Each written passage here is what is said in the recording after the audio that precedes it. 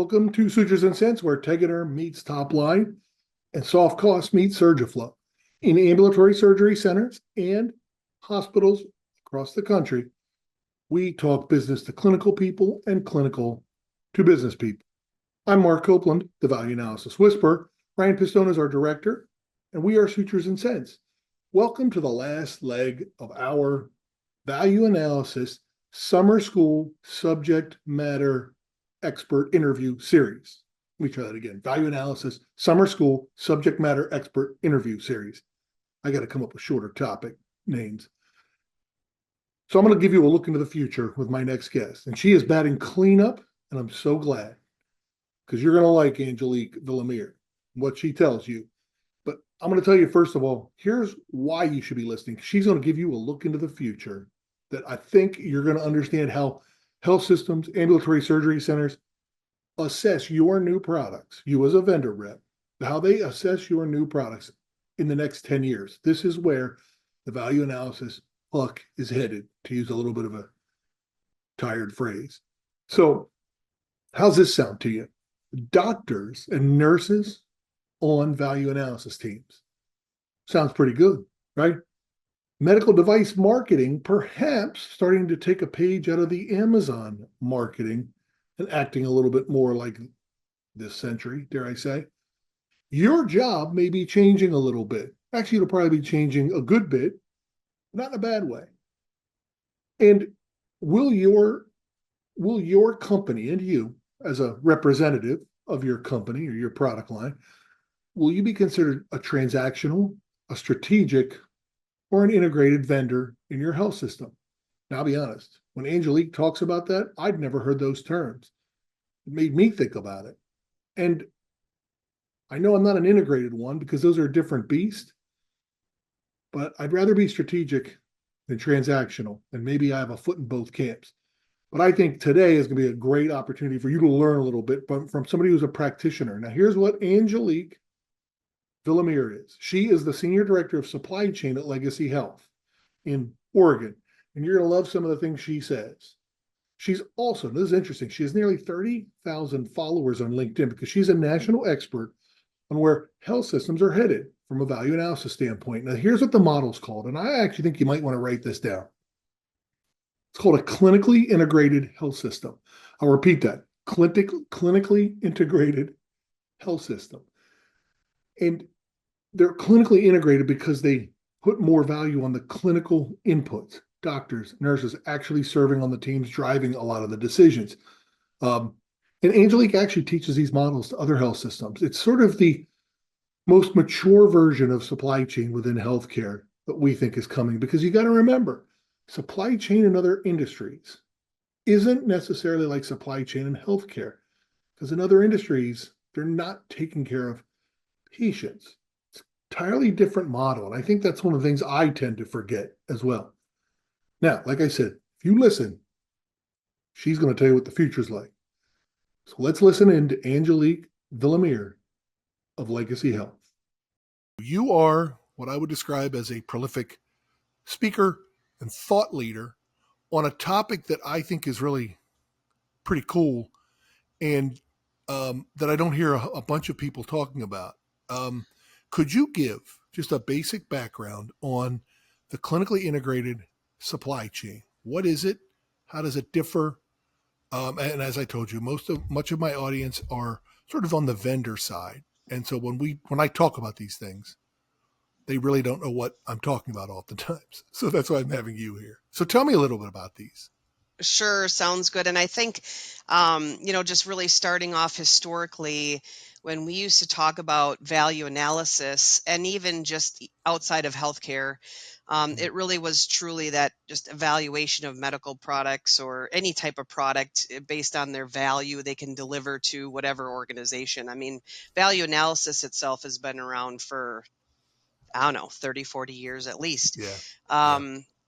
But if then you look at how it was implemented into healthcare, some systems implemented it 20 years ago. Some still haven't implemented it because they're just unsure how to influence and sell the idea.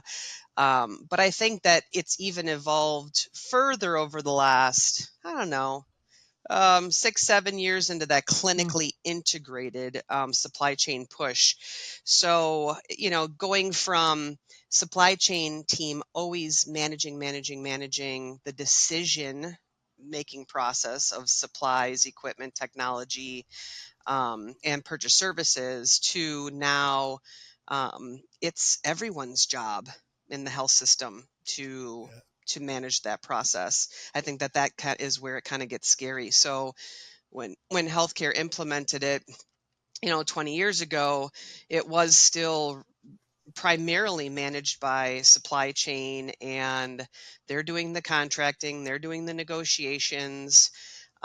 Sure, we'll throw a couple nurses on the supply chain team and in hopes that they just kind of enhance what strategic sourcing is doing. And that's kind of like how it's been for years and years. And this whole clinically integrated supply chain concept now, um, modeling, hey, we have physicians sitting in supply chain now across the Hmm. country, um, Yeah. having physicians, clinicians, nurses, technicians sitting on the clinical value analysis committees is really important. And then sometimes I even see now physicians running those committees across the country, depending on the health system. And I think that they love that because they want to be part of that decision making process and helping to drive that for any healthcare system or even standalone hospital, because that's what they're craving, not just the visibility of the data and the pricing, and what am I looking at and how much does even my cost per case look, what does that look like compared to Right. my peers, um, but now I'm part of the decision making process. I think that is really where this is evolving. Yeah. It's funny. It begs two questions from me and a comment. I'll give the questions. The physician or physicians and nurses that are on these clinically integrated supply chain, is that the CMO? Is that the VP of surgical services or VP? Like, what are those? What's their background? What's their title? Do they have MBAs usually? I mean, that was sort of my first question. Yeah, and we kind of get into this as we are training physicians that, oh, by the way, you're going to now take on this admin role Hmm. of clinical value analysis. And they're like, what is that? And you're right, because you don't have Angelique out there performing surgery. You surely wouldn't want me to be. But now they're like, well, now I'm on the business side and I don't have that business acumen, so train me. And so we're having to do a lot of that Yeah. education and training of our physicians, because you're right, it is a scary space. And data doesn't lie, right? So the more proof and data and facts you're putting in front of them to tell the story, then the light bulbs really click in their heads. And then they start to become really passionate about it, like especially competition. I don't want my case to look like it costs more than my buddy at the other hospital, and so competition also plays a part in that. Yeah. But yeah, I mean, it's a huge educational upfront lift. So for us, where I'm at, our chief medical officer from a system level is our executive sponsor of our supplies and services executive steering committee. Mm. And then she has assigned the associate CMO of the system to really actually have a percentage of her time dedicated to supply chain, which is awesome. It's almost Yeah. unheard of across the country. And then these physicians and clinicians and nurses, how are we dedicating some of their administrative time to the process? So do they have a paid hour a month, or do they have some administrative time? So we lean on a lot our medical directors, our hospital CMOs, anyone that has any type of administrative time to focus on it. Or we just try to do it like an hour before they start their cases, or after Yeah. they've done their cases to try to level it out. I know across the country that's a big deal. Yeah. That physicians are like, I don't have time for this because my day is filled with caseload, and I want the health system to figure out for me how you're going to pay me for my time.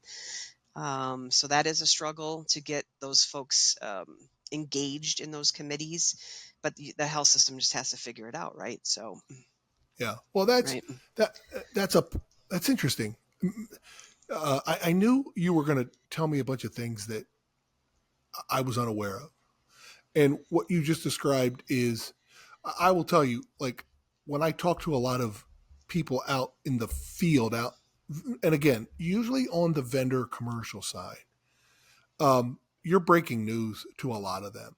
Now, a lot of them don't think big, they don't think to ask someone, how this works. They just think if they have a clinician champion who puts in a new product request and they don't hear anything, it's just because it went to somebody who doesn't understand. And it's in reality that's not the case. But there's this perception, and I hear it a lot of places. So you just demystifying it a little bit is helpful. Like we could hang up the phone now, and I'd say, "Oh, that was interesting and that was helpful." I'm not going to do that. So my question is, then why this clinically integrated supply chain is? I've heard it described as sort of the most mature model, right? That healthcare is moving into. It's sort of where the puck is going. Where is the puck coming from? If that's the case, and if you disagree with that analogy, feel free to do so. No, I mean it is. Well, I mean, financial times call for, right, Mm-hmm. for these type of measures, but it's more innovative thinking. So, at what point in time, historically, over the last 40, 50 years, was it appropriate for supply chain to make decisions of what's on the shelf? I'm Right. just going to put that out there, and everybody Right. hates to hear that, but I'm a nobody. Like yes, I negotiate contracts all day and I run procurement. I manage strategic sourcing and contracting, procurement, clinical value analysis, and informatics for where I work. But who am I to say what a patient needs or our communities need? Um, and that has been the culture for 40, 50s. I mean, forever Yeah. since supply Yeah. chain has been at the helm. And why do we feel like that's the acceptable way? Um, and I can pass the hockey puck back and forth to say on a simple commodity item, let's just say a 2x2 gauze because it just seems so simple. Right. Like, sure, we'll go from Cardinal to Medline to, all these, we'll go back and forth every year Yep. because they gave me 2 cents more off, 3 cents more off, and I can go back and forth. I could do that all day from a supply chain standpoint on certain items. Um, and that, that saves you a couple bucks. But when you get in the physician preference items, Yeah. procedural items, you can't do that from a supply chain standpoint anymore. You need clinical evidence, you need peer review, you actually need someone who's utilized it. And those things are super important. And I do want to kind of get into the vendor standpoint when you're Yeah. ready in this conversation. But I mean, that's really what's driving it. And if you want um, to dive deeper and dig deeper into, hey, I've got 8 hospitals or 25 hospitals, and I'm trying to figure out how to standardize. The biggest topic today is not standardization of formulary because that is the secondary thing. Hmm. The biggest topic is standardization of clinical practice. And then the supplies come with that. And the conversation that I've heard over the last month that really just blew my mind was that why are the insurance companies and the payers making billions of dollars this year when all the health systems are in the red and they're Right. in the black and there's all this money, right? And because they've become privy to, hey, I know we've reimbursed X hospital in Massachusetts, X dollar amount for this case. Why wouldn't it be the same over in Portland or California or Utah? And in my mind, if I was an insurance company, that makes sense. Like, right? Right. Totally makes sense. So why is the cost so different? And if, as a patient, why should I be worried that if I had a shoulder surgery in Montana versus Wisconsin versus Florida, that it wouldn't it be the same price? So I think that this Right. is that clinical practice standard of care is going to drive a lot into our future, our next 5, 10 years. And then, with that said, the supply list that comes along with that case then naturally becomes standardized. Okay. And not to say that if I'm a supplier, well, they're going off of the standard of Mass Gen, in Boston, um, because they're this grandstanding, hospital. No, it's just how do we find what that more standard of clinical practice is, um, and kind of go from there. I don't believe that the country could ever get to a point where every physician is operating off of the same preference card, or Yeah. I don't know if even at one health system you could do that. But that's the way the insurance companies are looking at it. And when we look at their inflation, I heard Medicare this year, their inflation was only 2%. Yeah. How could I take an inflation from a vendor of 5 or 10? I cannot, when my reimbursements are so low and my reimbursement inflation is so low from a payer standpoint and Medicare standpoint. um, it's just not sustainable. So that's why we're in such a Yeah. financial pickle across the country. Um, but the vendor inflations are so high. Yeah. It's not, that's where healthcare is imploding, right? So Uh, yeah. Well, that's where took it exactly that's off where a weird tangent. no, no, no. It's a it's a highly appropriate. I don't know if it's a tangent. I think it's sort of it's like the elemental. Like healthcare is changing as we speak right now, and some of it is COVID, some of it is CMS, some of it is bundle payments, some of it is like there's so much change, and maybe it was there was this just as much change 25 years ago. There probably was. Like I think back to everything from HMOs to Oh yeah. formularies, right? Like we all Yeah. think we can all remember that. Maybe it felt the same then, but it feels different now. And it feels like everybody is sort of saying, hold on for a second. What are we paying for and what are we getting? And why? And like to your point, why is it there this variance? If I can ask you, when you said standardization of clinical practices, could you give me an example of what that means? Like, let's say a shoulder arthroscopy. Do you mean something like how would that? What would that look like on a procedure or a community acquired pneumonia? Like, Yeah. is that what you mean?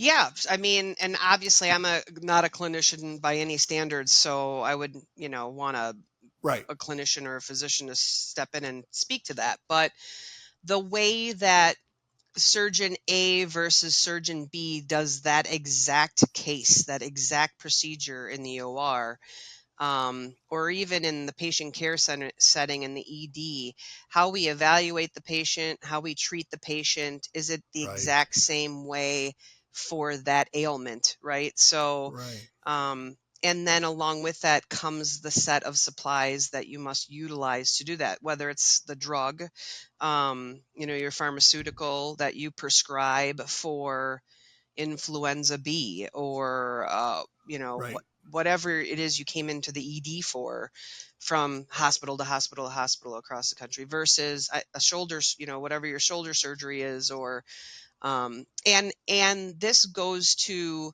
the fact that I've seen even people leave this country,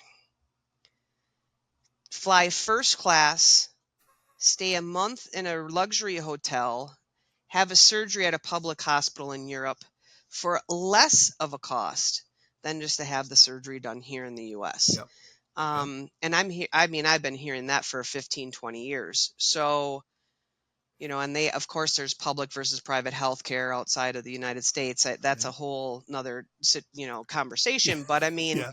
but why is that?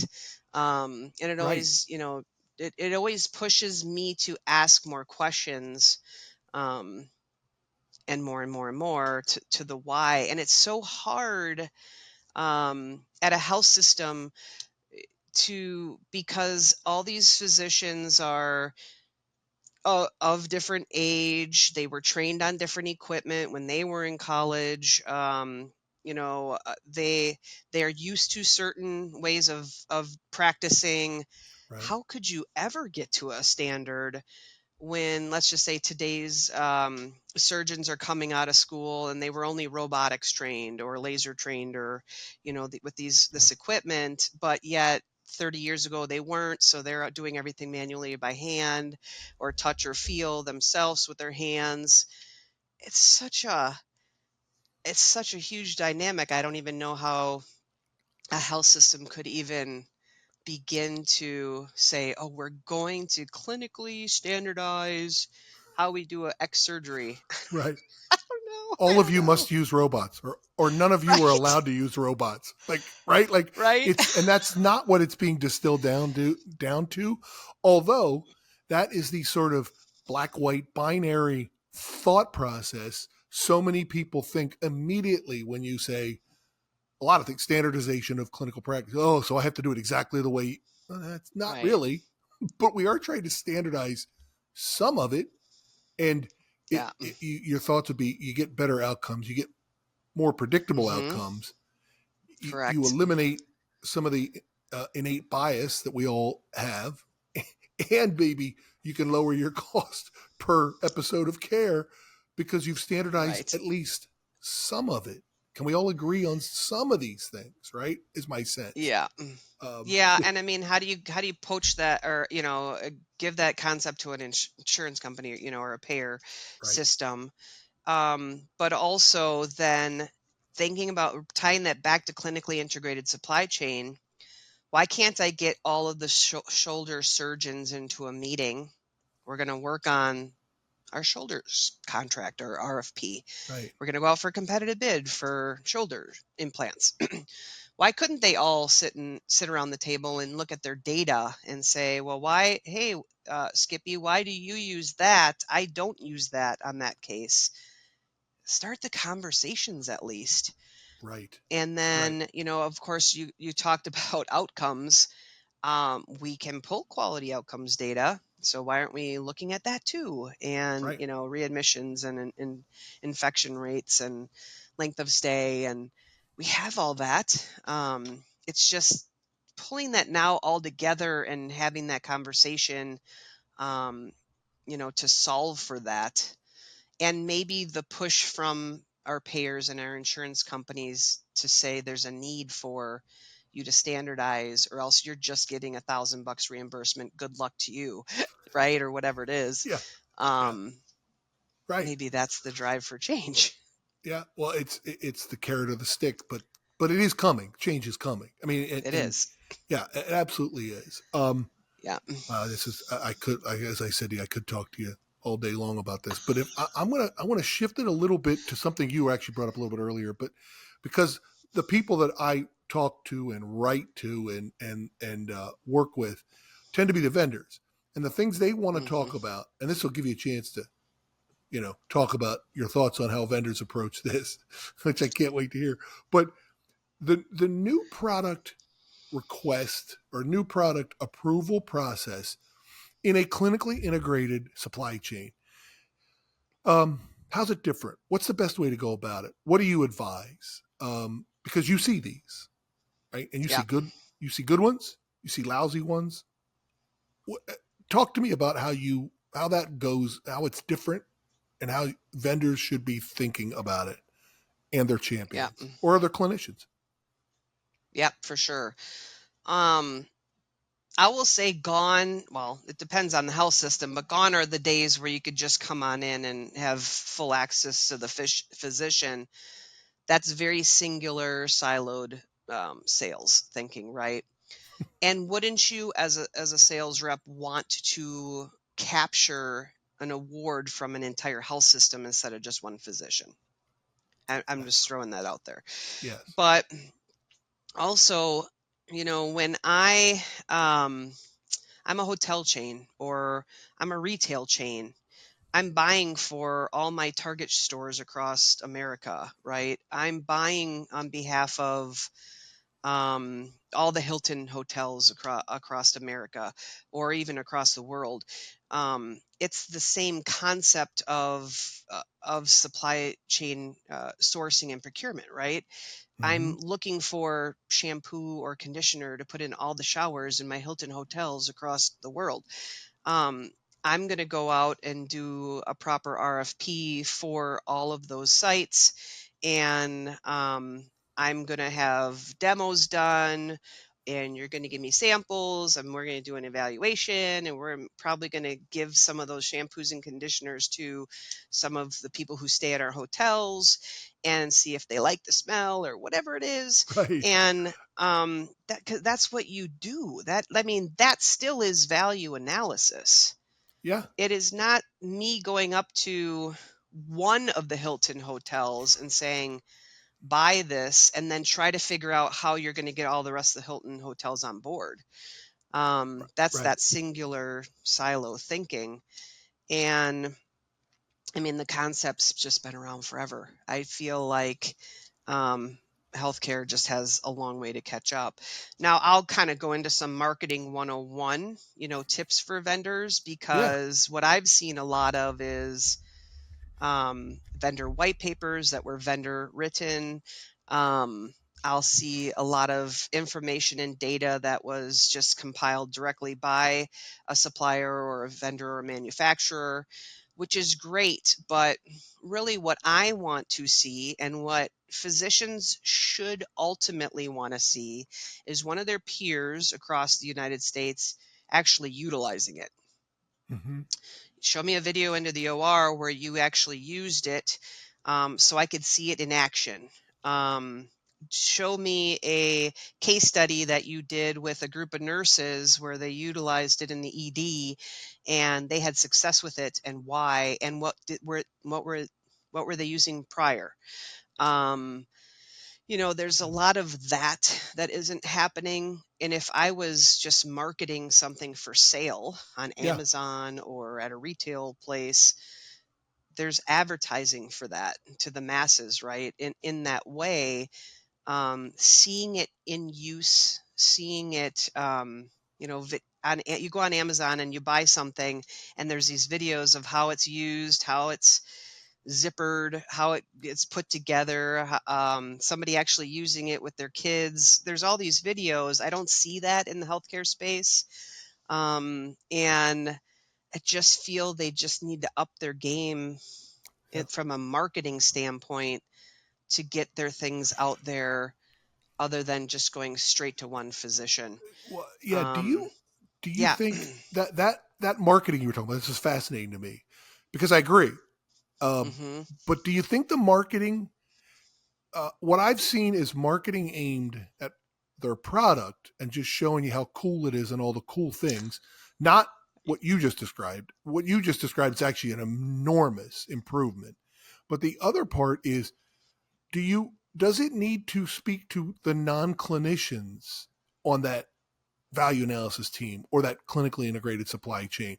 Because I'm curious how you look at that, because there are people who are not clinicians, or certainly not in that Hmm. subspecialty, that are trying to make a decision as to what we should do. And does it help to understand it for those folks? Yeah. So, this is where a vendor representative needs to have their ducks in a row and should have come through the front door the proper way. Okay, instead of the back door to the OR. Um, when you come in the front door the right way, you're asking the right questions of, hey, supply chain, can you describe to me what your clinical value analysis process is? Mm, I want to understand it inside and out. Okay, then who sits on those committees? Ask all the proper questions. How would you suggest I prepare for um, if we were to put in a new product request at your health system, how would you suggest I prepare for that? If I know who's sitting on the committees, I can say, oh, you've got a financial person, an IT person, an infection prevention and control person, oh, an environmental sustainability person. Wow, I didn't know that's is a seat on the Yeah. CVA committee. Then I know what I'm presenting to. So for like where I'm at, we look at financial evidence. A lot of places only look at financial because supply chain's still running the ship, right? But Right. clinical evidence, infection evidence. Now we're moving into DEI, supplier Hmm. diversity, environmental sustainability, and waste of the product. We're looking at a whole bunch more components, and that comes with, hey, I want to come through the front door and understand your process the right way in the new innovative way of selling. Yeah. And that is my suggestion to any vendor sales representative. Yeah. I love it because what you just described is as simple as walking in and asking and saying, I'd like to do this the right way. How do I do it? And to, who do I need to, when we do these new product requests, who do I need to sing to? And that's just not been taught in med device. Uh, um, I've been in it 20 years and it's surgeon champion. And I loved your analogy about Hilton hotels. Um, because what med device still does today is calls on the Hilton in their town, talks to the owner, and says, "Hey, my shampoo's awesome," and the owner's like, "Yeah, it is." Okay, cool. Could you go champion that and get it into Hilton? Like, it's so anachronistic. Mark, I wait, swear to wait. When God. you said that, all I could think about was planes, trains, and automobiles, where Yeah. John Candy's selling his shower So rings, shower and rings, he's like, right? "Wouldn't they make beautiful earrings?" Oh, that's it. Yes, I've That's all I sold a could think couple about. of shower rings as earrings in my day, so I know that scene. Could I just tell you one more concept Please, that's just please. floating in my mind? Because I don't know if you know this, but I own a consulting company where I go out and I teach healthcare supply chain employees how to progress through their career. Hmm. So I teach them all aspects of supply chain. I also go out to health systems and I'll train their entire team or whatever needs to happen. But I Yeah. also do supplier training. So along with that, part of my, because it's a system to build a healthcare supply chain division from the ground up. It's an actual system to make it work and tick. Part of that is on the back end is the sustainability of any contract that you fully execute. So, hey, yippee skippy, I did a award, I got a fully executed contract. I'm going to upload it into my repository and then I'm going to forget about it because it doesn't expire for 3 years or 5 years. Right. Okay. Right. Sustainability is just as important. So, if not, from a health system standpoint, that's where rogue spend kind of creeps in, contract scope creep happens. Yep. And then all of a sudden you're back to, hey, I had an awarded contracted vendor, but now they're upset because they thought they had 90% of the spend, but now they're only seeing they have 50 and scope creep happens. And now all these other vendors have come through the door, right? Yep. So what we're doing is vendor performance management, and you categorize your vendors by who's transactional. It's about 80% of your vendors, and probably about that all that little spend. Hmm. And then you've got your strategic partners who probably have a larger subset book of business with you across multiple product spend categories, right? Okay. And then your integrated partners where you always go first. And I'm thinking like your primary distributor, possibly your secondary, um, your GPO, your e-commerce vendor. There's a couple. Your your EMR, your ERP, all those are kind of like your integrated partners, and you Okay. would always go there first for a solution before you'd kind of go to your strategic partners. Hmm. But how does a vendor become a strategic partner within your health system? And those vendor representatives should be asking, do you categorize your vendors by transactional, strategic, or integrated, or in another way? And then what are the steps for me to move from a transactional vendor to a strategic Strategic. partner? And how could I make that? How could we work on some goals for me to have a roadmap to make that happen in the next 12 months or 18 months? Can we start sitting down and having a monthly call or writing up a business plan? And we've awarded here several vendors that title of, well, of course, integrated supplier, but strategic supplier.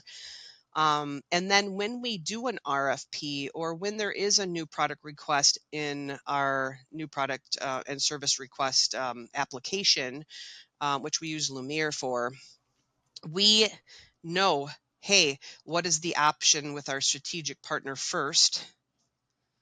Right. And then of course, if we do an RFP, we'll send it out to everyone, but we're always looking to see how our strategic partner comes to the table to solve for our issues here that we're dealing with, not just financially, but clinically, and Right. the voice of our customer and things like that. Um, and that should be happening across health systems. You don't just put a contract in a repository and hope that rogue spend or scope creep of that contract doesn't happen and all these other vendors come in. If you've got some kind of compliance dashboard where you're watching some of those committed spend contracts on a regular basis through the term of the contract, 3 or 5 years, whatever it is, and you are having those regular business reviews with those strategic partner vendors, and you understand the sustainability of your partnership with that vendor, it goes a long way. And I will tell you straight out, I could tell you on my hand what vendors out there play strategically versus play the sales game. Funny. And I'll it's bet I super could name clear. them too. Yeah, it's funny. Right. No, let's So, not. and do you want to be that vendor? Yeah. Well, Right? so how? So okay, Copeland walks into your office and says, "Hey, tell me how do I become a strategic partner here, vendor?" You say, "Well, you need these things." What are like? Is it a broad portfolio? Is it like what is it? Demystify that for me because it's fascinating. What should I be Yeah. bringing to the So table? yeah, we actually have like a formula of how you go from transactional Transactional. to, Yeah. whatever. So, really, like a transactional vendor to me is, I've got terms and conditions on a contract. We have some kind of operating model where I know what I'm buying from you, I know the price, and you're delivering it. Hmm. And then compliance to some like simple operating standards, like you deliver on time, you don't use FedEx overnight, you don't charge me shipping and handling, like these things, right? Right. Right. I want to jump, and there we actually have a clear chart that delineates like how do I jump to the next step. So thinking of strategic, you've got some kind of portfolio of multiple projects going on with us. There's some strategic imperatives that are aligned with our health systems and also our CVA teams imperatives. You're innovative in the way you think, and every Hmm. time you do an RFP, you're innovative in what you ask of us, but also what you give.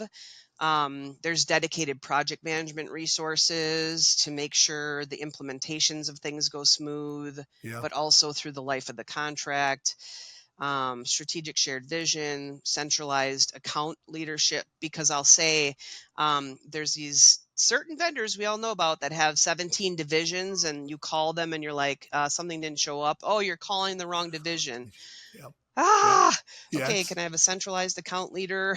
Um, so those are some of the things that are added to that portfolio that just ease my way and I will ease your way. And I say Right. that about patients too, like as a healthcare system, our job is to ease our patients' way, not make it difficult for them. And so that's a really big motto for me in healthcare is ease my way, I'll ease your way through the front door instead of the back door. But just those are some things to think about, right? I, And some kind of, yeah. I don't know, I'm not a punitive person in my contracting methodology, but some kind of risk reward business model, I don't know. I mean, there's things you could throw into that as you're creating your step journey as a health system. Yeah. Uh, Maybe a strategic vendor could help you build your step model together. But yeah, some things to think about. well, I no, that's I love it. That is a lot to think about.